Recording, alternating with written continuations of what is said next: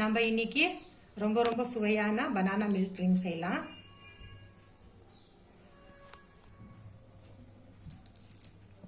அதுக்கு banana cut பண்ணி சின்ன சின்ன பீஸா கட் பண்ணிக்கலாம்.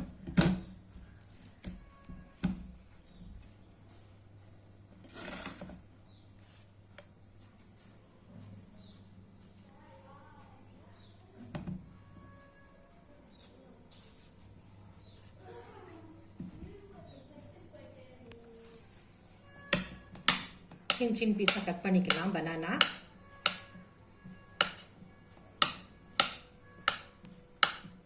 ஒரு மிக்ஸி ஜார் எடுத்து இந்த பனானா க்ளீன் பண்ண பீஸ் கட் பண்ண பனானா எடுத்து சேர்த்துக்கலாம்.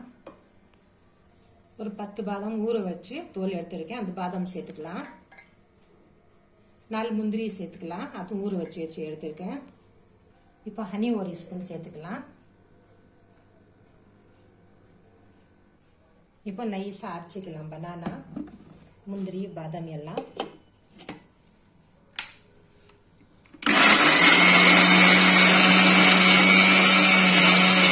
இப்போ பால் சேர்த்துக்கலாம். கொஞ்சம் முந்திரியும் பாதாம் அரைப்படலான்னு மிக்ஸ் பண்ணது இப்போ அரைச்சிக்கலாம்.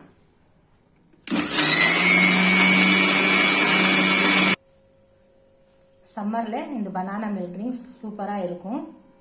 பிடிச்சிருந்தா ஒரே ஒரு லைக் பண்ணுங்கள். பக்கத்தில் இருக்கிற பெல் பட்டன் ப்ரெஸ் பண்ணுங்கள்.